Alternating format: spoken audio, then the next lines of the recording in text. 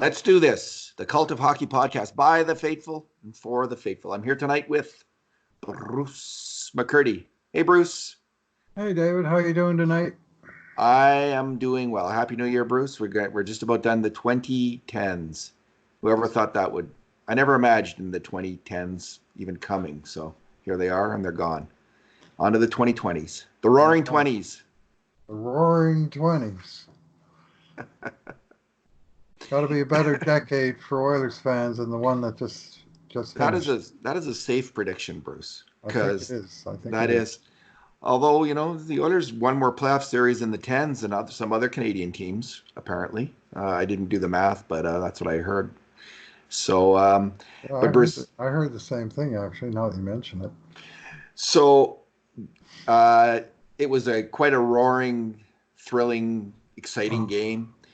And also one that totally reminded Edmonton Oilers fans of just how defensively undisciplined and weak this team can be. They had a 6-1, they had a 6-0 lead heading into the last minute of the second period. And although this isn't my bad thing, Bruce, Gaetan Haas with that turnover, that kind of mental error. Like, again, all he has to do is control the puck. All you got to do is control the puck against the boards, get a face-off down there last minute of the period, and it's 6-0 at the end of the period. And what do? You give it away. You throw it into the middle, you give it away, and they come down the ice and they score. Thank you, Gaetan Haas, for the mental error that kicked up, foreshadowing for that horrendous third period. Bruce, this is our two good things, two numbers, two bad things podcast, and I just snuck in another bad thing. I'm sure we'll be doing that all podcast tonight. Because the bad things are so in this game, but yeah, bad things so fresh on our minds, including possible injuries to both Koskinen and Klefbom. Bruce, what's your good thing tonight? Well, I'm going to have to go with the real deal, James Neal, with a hat trick on home ice, and including the beauty goal 11 seconds into the first period to turn around last game. Remember last game, Calgary scored at 11-second mark, and the game was basically over. Edmonton never got back in the game, and tonight, same thing happened. Edmonton scored early. They took command of the game, and New York never... Oh, wait a minute. New York did get back in the game because they actually kept playing after they got behind. There's a lesson for you. This is one of those wins, David. I'm so frustrated right now.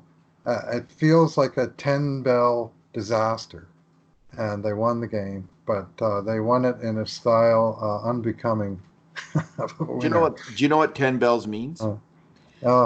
With the fire, it's how many fire stations you have to call. So one bell per fire station. So if you need 10 bells, you actually have to call 10 fire stations to put out that fire. Yeah, that's right. Well, it was that kind of a fire. It reminded me of the infamous Laurent Brossoit game in Calgary a few years ago, where a 6-2 lead became a 6-5 lead on, I think, 3 grade B chances. Well, this was actually some ways worse than that because the whole team fell asleep and fell apart.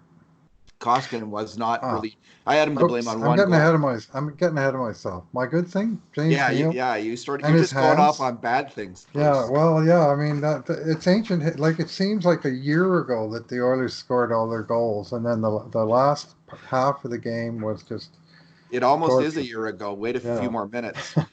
Okay. Yeah. Anyway, Neal, good finishing hands. 11 seconds into the first period, and then he followed up with a goal on a nifty deflection that seemed to solidify the lead, and then he buried one, the 5-0 goal on the extra bonus power play given to us by the bonehead Rangers coach, who blew a gasket on the bench and gave Edmonton a free power play on which they scored. So when the Rangers coach is looking for who to blame for this one, no doubt he'll be spitting fire at the refs, but he might have to visit his mirror at some point because his loss of composure really cost his team, it turned out.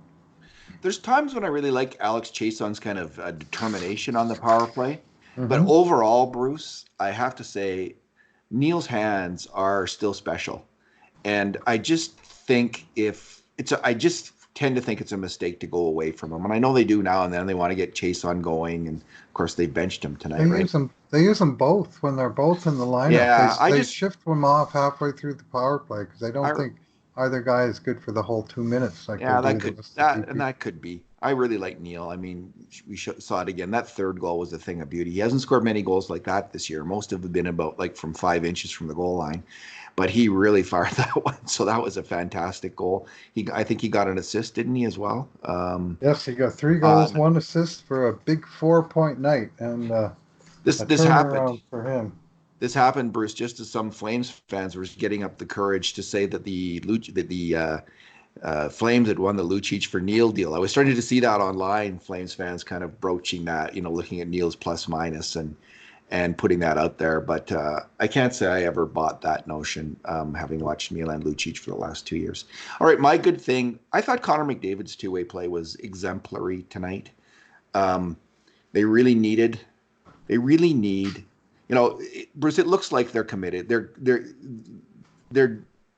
When you put RNH, Draisaitl, and McDavid all at center, what you're saying to them is like, I think what he's saying is, I can't read Dave Tippett's minds, and he's never said this in words, but what I'm thinking is like, okay, focus on defense, play center, cover that defensive slot, get the job done, and because we're leaking, all three of you guys are leaking goals against there, and McDavid was just really strong tonight, worked hard, played like a captain tonight. Pretty much shut down defense in his own zone. I didn't find him at fault on any of the grade A chances against. I don't think he came that close. There might have been one close one, but where the puck went through Kreider. But he was strong both ways, and he wasn't a big part of the huge offensive fireworks, although he made a super play on Neal's third goal. But I just really liked that two-way game, and this Oilers team, if they get some good health from Koskinen, Ethan Bear, and McDavid, I think they can make the playoffs. But it's going to take McDavid, Draisaitl, and Nugent Hopkins to really clamp down on the defensive slot, really make that their top priority. And this team can make the playoffs, I believe. But that's not going to happen if they don't. And what did we see early in the game? But we saw Leon Draisaitl late on a rush and a five bell chance for, I can't remember exactly who it was on the Rangers. Just give me 1 second. Early in the first period, because Draisaitl was late on the check, and Koskinen saved the Oilers' bacon. So Leon was again -2. So I didn't see him at fault on anything, but he was at fault on that chance by Brett Howden of the Rangers. It was, and so and Nuge was at fault. The game seemed over, but he was at fault. He was out there part of the sequences of pain on a couple of goals against in the third period. So good for McDavid not doing that and being part of the good news story in a 7-5 win, which was a huge win for this team, obviously. What's your bad thing, Bruce?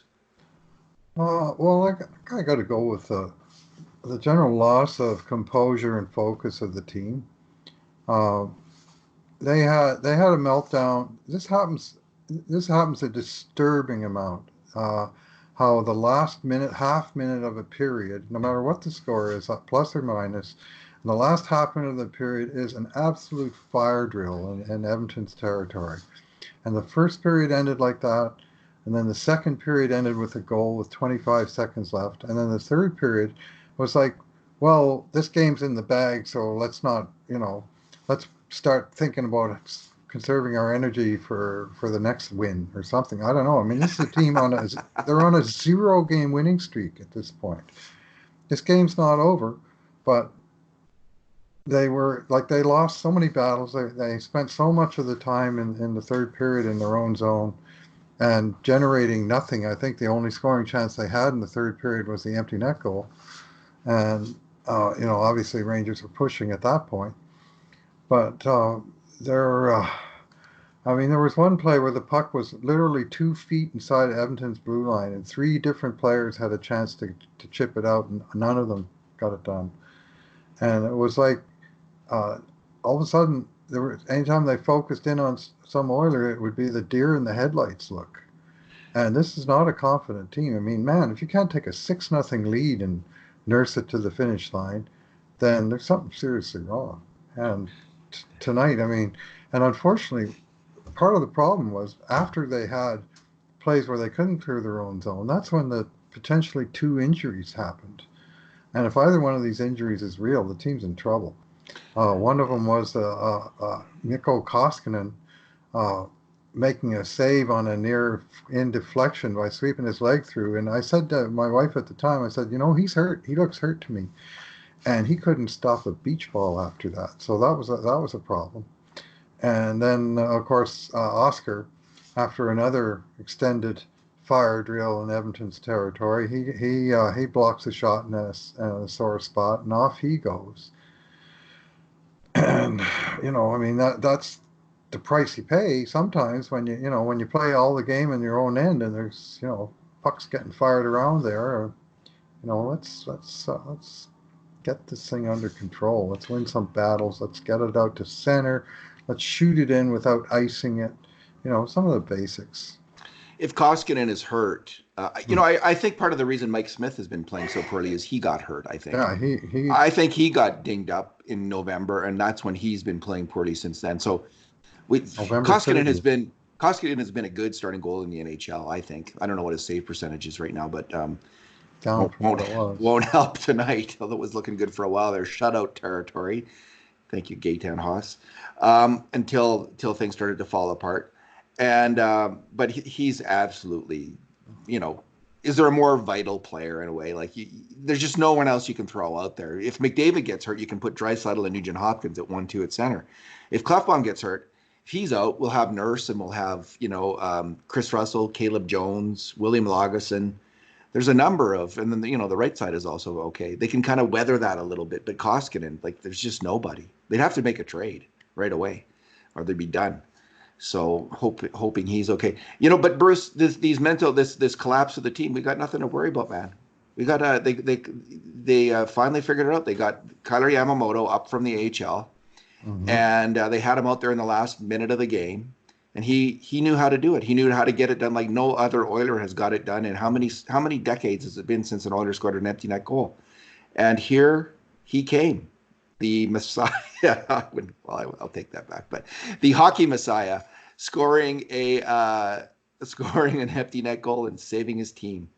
Well, it's not so much the empty net goal. It's a play he made to take the Panner and cross slot pass right out of the air and take it down and under control, and then have the presence of mind to chip it to Kara, who in his own way had the presence of mind to chip a decent pass back, so that neither one of them was sort of taking a wild stab at the empty net. And in the end, it was, Yamamoto was able to walk it in. But two things. Number one, he's on the ice at all in that situation, playing his first game in the NHL all season. It tells me that Dave Tippett trusts him more than Sam Gagner at this point. Let's put it that way. Anyway, one thing that I wrote on Twitter yesterday that I'm going to have to go and find and blow my own trumpet is I talked about how Yamamoto has a great defensive stick, meaning he's always impressed me with his ability to get a stick on passes, stick in the lane, stick on shots, being able to chip pucks out of danger, and he certainly showed it on that play, and that was crucial. And I mean, even then there was like 1:07 to go, and I'm saying to my wife, "You think it's safe?" I mean, it's only a 2-goal lead, and there's still anyway. But that was a huge play, and this was a game where Edmonton needed an empty net goal, because otherwise it was going to be, it was going to come down to some big chance or chances. That was huge because it was huge. It was kind of everyone's feeling good now because the rookie got a goal, and kind of the teams do need to feel good about themselves too, and the Oilers haven't been feeling too good lately, so that'll help a little bit. And if Yamamoto can play, I mean, he looked okay. Good. He looked good. I gave him a 7. I liked him on the forecheck, and I liked his speed, and he was all around the puck. And I like the idea. He had a lot of great chances. In fact, just one other. Yeah, he had that great shot. He had three shots, 4 hits, a takeaway. I mean, he was involved in the game. Yeah, I like the idea of that line. Set of numbers. Draisaitl and 2 fast guys. That might work. Especially, they're both. I think Yamamoto's a really smart player, and I like Nyquist. I think he's a good player. I like everything about him, but except I don't know how to pronounce his name yet. But other than that, Nyquist. That's right. That was my first mistake. I always get him confused with Gustav Nyquist, but it's Joachim Nygard. So I'll figure that out. I'm pulling the full Don Cherry there, Bruce. My bad thing. was the defensive play of Ryan Nugent-Hopkins' line. And Nuge wasn't the primary culprit, although he was a culprit on 2 sequences of pain. Sam Gagner, man, wow. That's a third period video that he probably wants. He's going to sneak into the video room tonight and erase the all the players or whatever. I don't think you can do that anymore. But wow. So the Somewhere first on the one, internet, the somebody took first a screen one, grab. the first one, Russell moves up to take the guy, and Gagner Oh yeah, doesn't recognize that, and he lets the guy go right to the net, right open. And you know what, Russell, he made an okay play. Someone had to go get, I think it was Panarin. Someone had to go get that guy. He got him. So Gagner, you've got to fill in. You've got to then switch and take that guy going to the net. He didn't, and the guy scores. wide open, wide The open. I can't remember. So the third one, which was the 5th goal from the Rangers, was Gagner losing his stick. And then the other one was just him allowing a cross-seam pass. He was part of a group of 3 players. That's right. Nugent Hopkins, Larson, and himself allowed a cross-seam pass. And Neal had made a bad line change, so Kara was coming in late. And bam, that was the third Rangers goal. So Sam Gagner,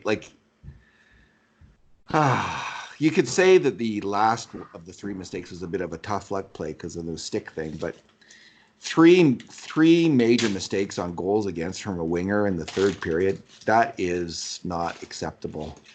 And I wonder if we'll see Chase on instead of him in the next game. It's possible, eh? Yeah. And I mean, he showed some of his offensive stuff early in the game. He made an absolutely gorgeous pass up the wing to Nuge where Kara was robbed on the doorstep in one of Georgiev's few saves, and just the smarts of the distribution. And you go, oh yeah, there's a veteran play there by 89 with the flip pass into space, and he just got into a place where Nuge was going to skate onto it and have a chance to do something with it. So you see those kind of smarts in the offensive zone. It's not like he's a completely useless player, but when you create one scoring chance, but then you're drilled for 3 goals, the balance isn't really what you want to see. If you hear that rustling in the background, that's my son. He's digging into the bag of Chippets. He's having his New Year's Eve Chippets. So my son Daniel, he was a very nice kid. Nuge Gagner not his best moment. I've liked him, as I've said, I think a few times in this podcast. I've liked his defensive play a lot more in this latest incarnation with the Oilers as opposed to his earlier time with the Oilers when he was absolutely one of the worst defensive hockey players I've ever seen. He's actually, I think, an above average defender now. He's very conscientious, and he just had a couple brain cramps, and hopefully, this isn't a pattern with him, is what I'm trying to say. He just had a bad night, and hopefully he will not have another one. He can't afford to have many more because he's got to be responsible defensively, or he's got very little. His offense isn't great, and he just can't afford to play like that. He's a better defender as a winger than he was as a center. He's moved down what Bill James would call the defensive spectrum to be given a less difficult defensive position to handle, and it was the only way for it to work with him because he was exposed as a center. We saw that over and over again in the time here, and he's basically been a winger since he was traded out of here in 2014. But I just don't think they have room for him on the bench to do the DH job. So he still needs to, contribute defensively from the winger position. And as you say, he hasn't been bad most nights, but tonight was not good. All right, what is your number? Yeah, I'm going to go with 6 block shots from Ethan Bear, who I saw pretty good in this game for the most part. He got an assist. He was +2.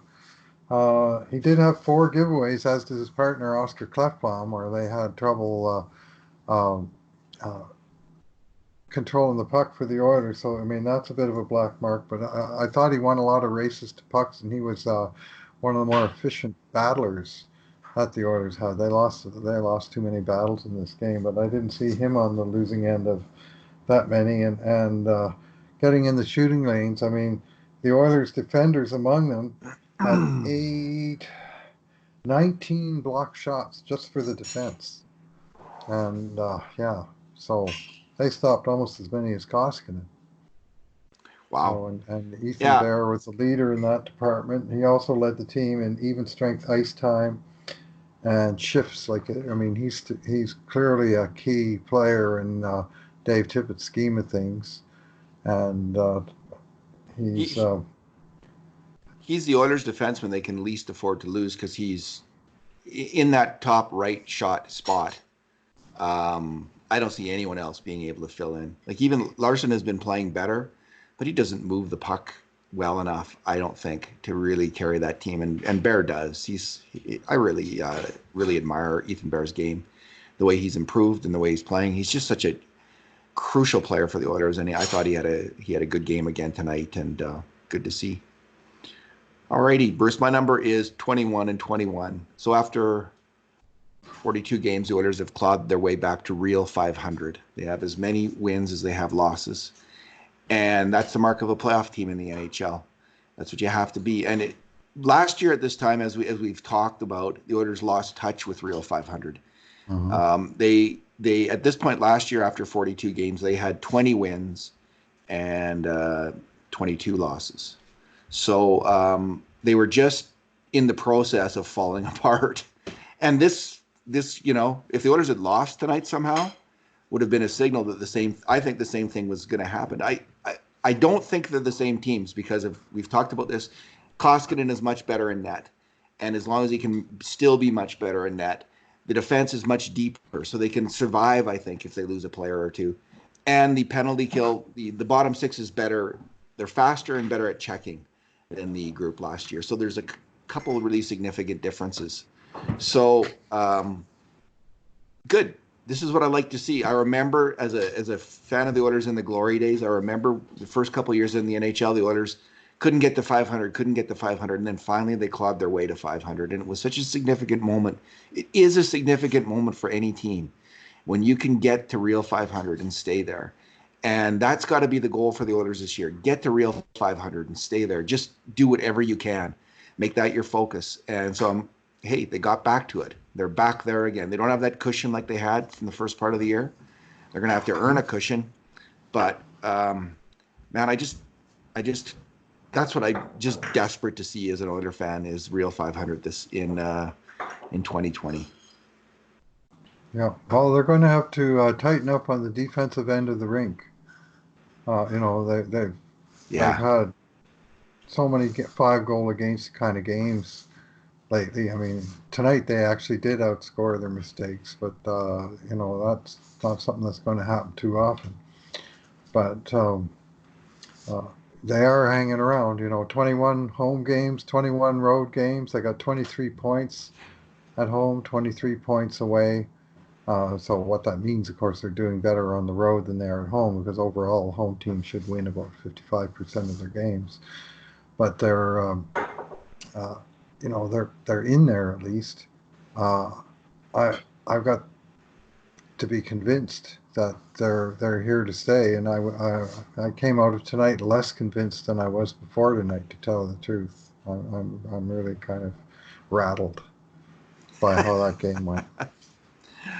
I don't know. I'm always kind of optimistic, I guess. I think they can do it. I think that they can do it. I think that these guys, these three big centers can put their minds to it and get the job done and lead the team. McDavid really got serious about doing that last year at about this time. He really, talked about it at least.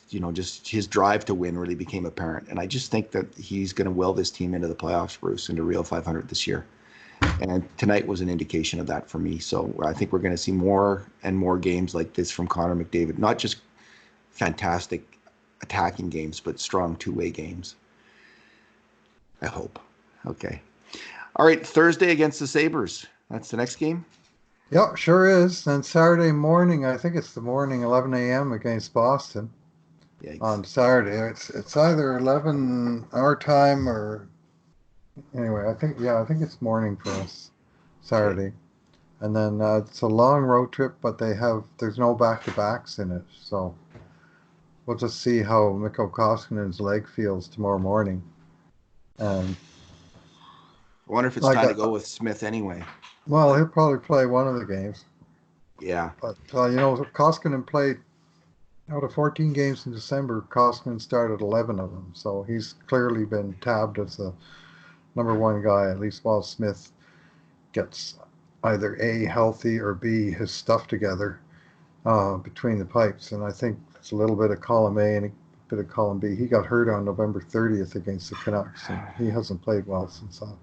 I really thought they might take Comrie from Winnipeg when he was put on waivers. It was just free money lying there on the table. They could have grabbed it, and but that's based on my belief that Mike Smith is done as the goalie. Well, they didn't have to trade any assets; they just had to pay his contract this year and next, which is a significant amount of money. I think it's $700,000, whether he goes to the AHL or not. But I just thought they should do that, just out of an abundance of caution, even, because where else are you going to get a goalie for nothing? You won't get one for nothing, but you can probably get one for a third or fourth round draft pick. We made that trade about 30 times. Yeah, well, why not hold, like, they're so keen on holding onto their draft picks? Just take Comrie, and maybe they didn't want to piss off Smith. Maybe they think, oh well, we got this veteran. He's a proud veteran, and we're going to give him a couple more chances here. But then you give him a couple more chances. If he doesn't come through, then you got to trade a pick for him. I've liked much of what Holland did there, but I thought that was a missed opportunity. Did anyone take him? I don't think they did, eh? No, he actually cleared this time. He's been claimed on waivers. He's been kicking around the league all year. He hasn't played well, right? He hasn't played well, and I mean, so it's all well and good to say, well, we should claim him and put him down in Bakersfield, but the only way you claim him is to keep him in the NHL. Well, that's it. And they didn't want a three-headed monster. And would you have taken him? It's always a human relations aspect, especially I think to waivers, because you're making statements about your team and about your depth and about guys in your farm team to say, well, we think this guy that's not good enough to play for this other NHL team is better than anything we got, so we're going to go and get that guy. And I think that's, it's going to sting. And I mean, maybe sometimes it's a message that needs to be delivered, or maybe sometimes a player that comes down is just too good, or he just fills the need that you have just right, that you should roll the dice on him. But I think there's a reason why the vast majority waivers, most guys clear waivers, and they clear all 30 teams when they do, right? When they don't clear, usually just one team claims them out of the 30, or maybe a couple. But, most teams just don't touch waivers. How often do they work out? Like 1 in 10 times? Does a waiver wire pickup work out? Would that be a fair guess? Yeah. I think it's a fair guess. Well, they help some, but they don't never move the needle. What was that one that the Maple Leafs got a few years ago that everyone's saying, oh, the Maple Leafs are so brilliant, they took this guy, what was it, Frank Corrado, or so, I think his name was. Yeah. And he played 2 games and he sat in the press box for 80. Yeah, the legend of Frank Corrado was way hardcore. Frankie Corrado, yeah. I mean, Paul Byron, he's about as good a case as you can get, where Montreal nabbed him on waivers. See, sometimes they do work out, don't they? Or Ray Whitney, when the Oilers waived him after 8 games as the Oiler, and he got picked up and went on to score 60-some points for the next 10 years in a row. I just like this one. He's a 24-year-old goalie. And he was .917 save percentage in the AHL last year. Like, unless they know he's hurt or something, but you can't waive someone if he's hurt, I don't think. So I would have liked to see them take him. And, maybe Mike Smith will shut me up. I hope he does. Shut my big fat mouth with his play in Buffalo on Thursday night. So maybe that'll happen. Kat Silverman, who's an expert on goaltenders, she was saying on the Low Tide show a while back that Smith is extremely erratic, that he'll have spells where you think he's never going to make another save in his life, and then he'll bounce back and he'll be good for a while. And she said you're going to have to bear with him at times. Now, I don't know that anybody expected to be as long as a slump that he's in right now, but I mean, words of wisdom from someone who knows goalies. So hopefully she's right. Yeah. We've had one good month and two terrible months. So we need another good month ASAP, or he's done. Like I don't Yeah. think they can wait a heck of a lot more. This team is battling for a playoff spot this year, and they should be serious about making it. So anyway, all right, Bruce. Well, thanks for talking tonight. Yeah, thanks for listening, everyone. Happy New Year to everybody out there, and may the next decade bring joy and riches to Oilers fans. Indeed. Well said. Thanks, Bruce. And in the meantime, and in between times, this has been another edition of the Cult of Hockey podcast.